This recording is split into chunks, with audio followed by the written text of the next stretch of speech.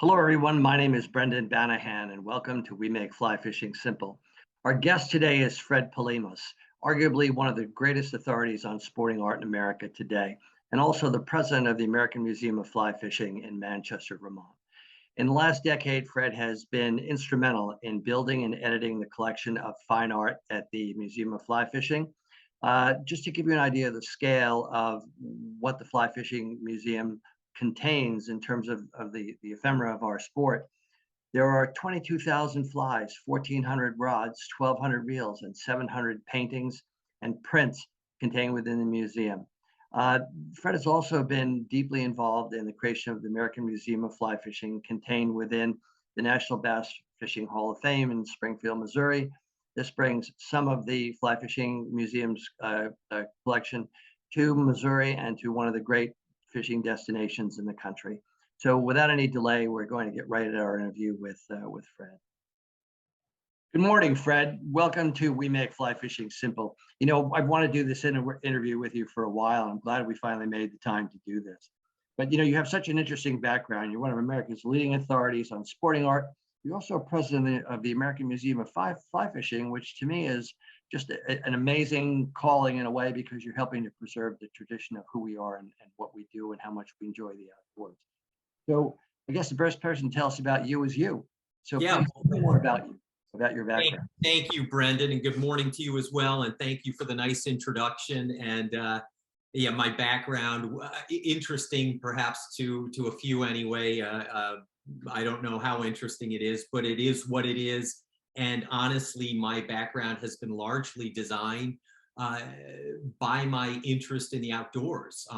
Fly fishing in particular, I started fly fishing at a very young age. I grew up as a fly angler, as a spinning angler, as a hunter. And as I've gotten older, really my focus has been specifically on fly fishing. And I started a long, long time ago in the art world about, oh gosh, 1990, so 30 plus years ago. And the focus into sporting art was really born out of my interest in the pastimes. I really started out more in sort of the marine world. And then kind of, I went to work for a large publisher, and it was sort of, everything under the sun art subjects. But as I got further along in my career, I came to realize that, geez, I have a real interest in fly fishing, and there's got to be a way to sort of capitalize that, on that in the art world. And and so I really kind of narrowed my focus into sporting art, with somewhat of a focus in the fly fishing arena. And truth be known is it's much easier to talk about a particular genre of art or a particular style of art if you have a personal interest in it and a personal sort of affection for it.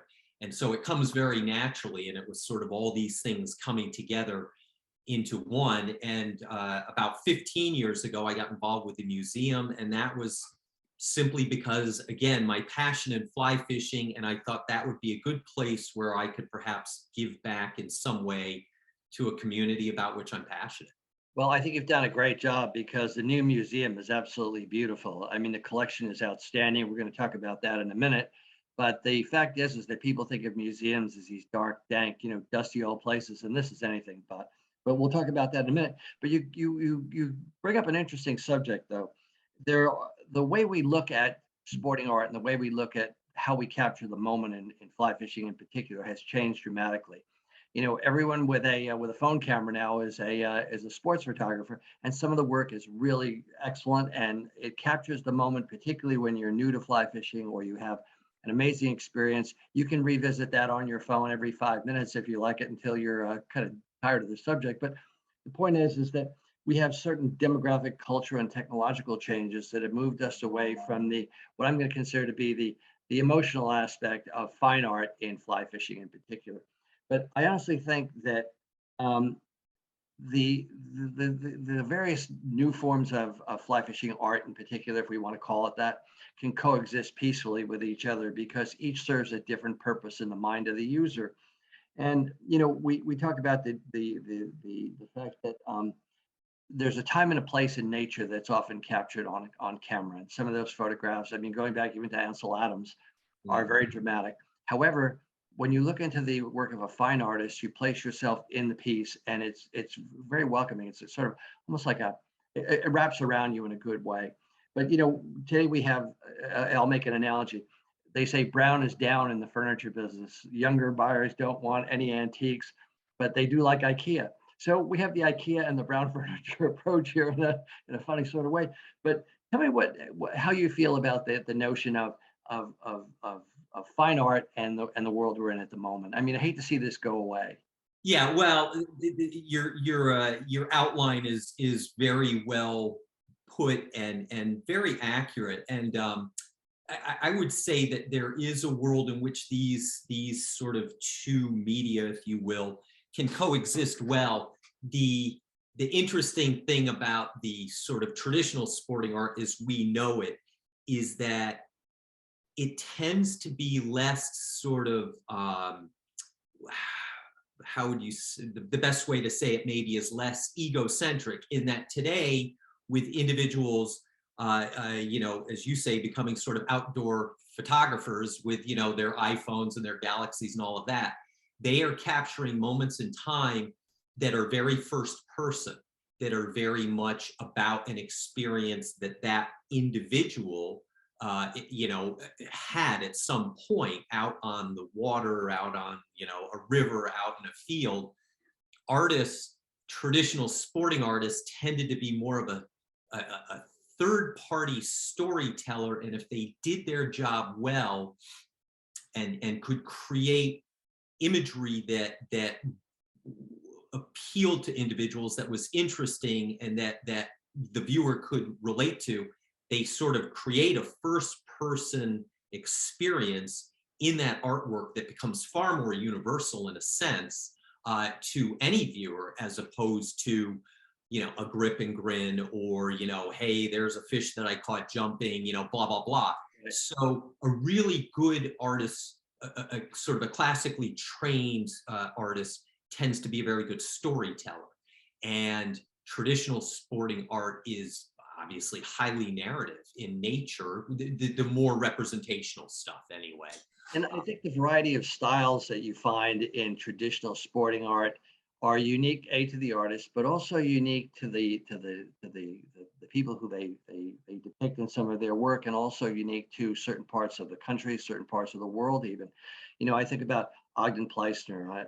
I'm a big Peter Corbin fan. I love C.D. Clark. These are relatively young painters and artists rather, that are in the moment today and doing great work. And then there are the Hagerbaumers and the Chet Renaissance.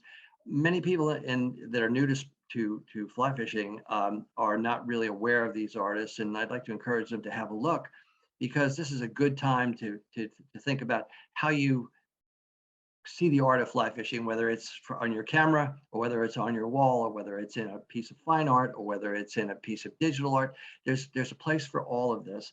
I think about my friend Pat Ford, who's probably the greatest outdoor fishing photographer in the world right now. I just got something from him yesterday, and I just look at his work and I say, God, how do you do this? And he is a master of digital photography. There's no doubt about it. And I have some of his work. I love his books. I mean, Fly Fishing Daydreams is a dream for all of us to be in some of those environments that he's been in. But the point is that I respect both artists, both areas of the art.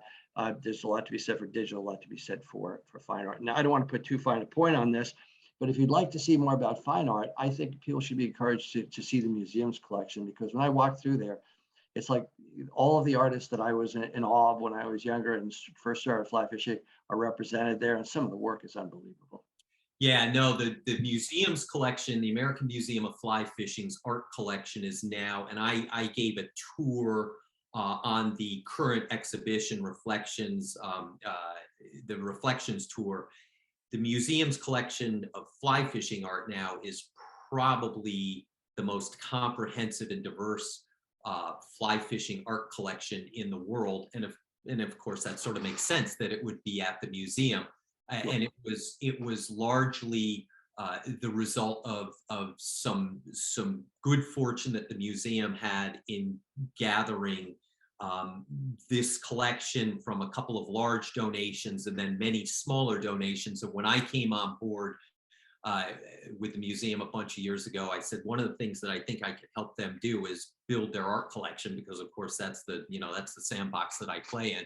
Right. And so I have managed to get really all of the major artists that I have represented over the years to get a piece of their work into the collection. So what you have in the museum's collection is great diversity of practitioners, of subject matter, of style, of media. And it's, what you see in the Reflections tour is, I don't know, 15, 20% of the overall collection, but it's a really good cross section.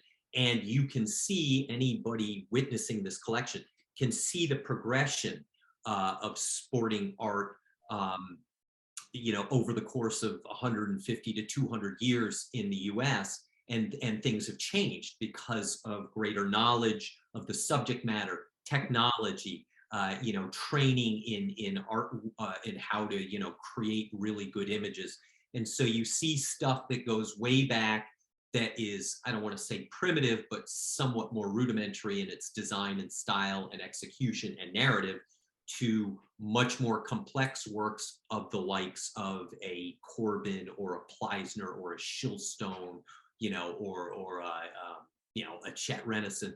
So you can see in this, exhibition, you can see the progression of how sporting art has evolved in our country.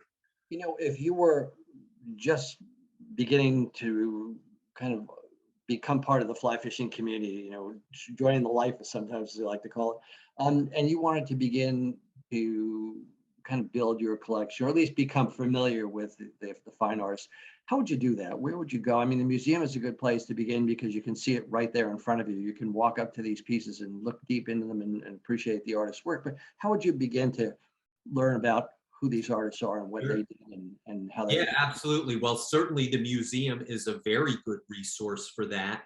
And now that we have a second campus in Springfield, Missouri, which we've opened in the last year, we do have some of our art collection is out there as well. But truth be known is, with all this modern technology today, it's very easy to learn about a lot of this stuff online. And certainly behavioral patterns have changed over the last 30 years since I've been in the business, almost 35 years now. In the old days, if you wanted to learn about a particular artist or particular genre of art, pretty much the only way you did that was by going to a gallery or perhaps reading a book. Today, there's so much information at our fingertips, literally, that if somebody is interested in learning more about fly fishing art, they can find a ton of information online. Most galleries now have very robust and informative websites. But to really experience the stuff firsthand, I say that you kind of do your preliminary research online, or however it may be. And of course, a lot of the places where people choose to fly fish in these beautiful spots throughout the US and throughout the world, find a local gallery that may specialize in that sort of thing, or it may at least have that as part of their overall offering. And if you're fishing in a place like Montana or Wyoming or Colorado, there are galleries out there Yeah, that have this stuff. A lot of the work is indigenous to the subject matter, yeah, to regional subject matter. And some of it's broader in nature. It's fascinating that people out in places like Wyoming oftentimes will buy, paintings of flats fishing subjects, bonefish yeah, and permit, because those are folks who will spend time in the winter. They may fish in Wyoming in the summer, and then they head south in the winter. And again, with all this modern technology, it's easier for an art dealer or a gallerist or a gallery to be able to offer a broader selection and to get that information, out to people through all this, through the internet and through all this technology that we have. In the old days, you would oftentimes maybe once or twice a year from a gallery get a big comprehensive, right. book that would be, hey, here's the latest stuff that we have. And now pretty much everybody's reaching out to folks via email and social media What I stuff. think is interesting too, if you have fished a particular place, let's pick Yellowstone just out of the Sure. hat, Sure. and you have probably some great digital photos of some of the pools that you fished in Yellowstone. Maybe you fished a fire hole. there's probably a fine artist that's captured that. So you have the ability to relate your digital art to fine art. So, you might be struck by the fact that it's even more beautiful as fine art than it is as I'll make a analogy. The excitement of a digital piece is it'll always be there.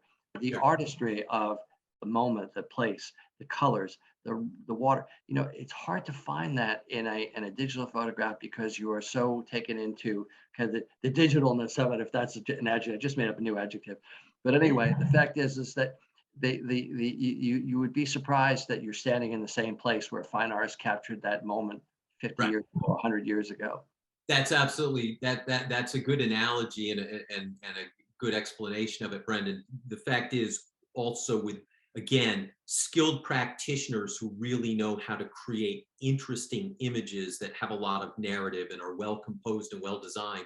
One of the things that we find, in the fine art arena that we hear from customers is that there is a discovery process because he or she did not in fact take this photograph and know every aspect of it intimately. Right. There are discovery processes in artwork that artists reveal, but that one may not capture upon first, sort of look at the artwork, and over time they'll find more and more stuff to discover, not just with the narrative, but with painting techniques. Right. Particular aspects of how an artist executed his or her work of art. Mhm. And so that discovery process will keep people sort of coming back to the image. And of course, when one is, and this is true of photography as well, but if one's sitting in his or her office, in Midtown Manhattan, and they have a painting from an artist that they like, of a bonefish or a particular river, setting, or pond setting, or ocean setting, that individual can draw a lot of sort of emotional response from that when they're doing otherwise mundane things. It touches them and it helps them kind of escape. And it's one of Yep. those, yeah, it's a very therapeutic thing. Couldn't agree more. I have to tell you that I had several prints on my walls when I had a big office in New York back in the day. And you had one of those difficult days where you're on the phone with a boring situation. You looked at that, you said, God, I wish I was there today. Or you remember the moment that you may have been on a flat, or you may have been in a pool somewhere. And it's a great stress reliever. No Yes, doubt. it is. Yes, it is. And how does one put a value on that, from the pleasure that you can derive from something that can transport you, Well, emotionally to another you place? know, I have to say that if you are interested to see this, we're going to encourage everyone to come to Manchester, Vermont, and see the Museum of Fly Fishing Collection in this beautiful, new, bright, shiny building.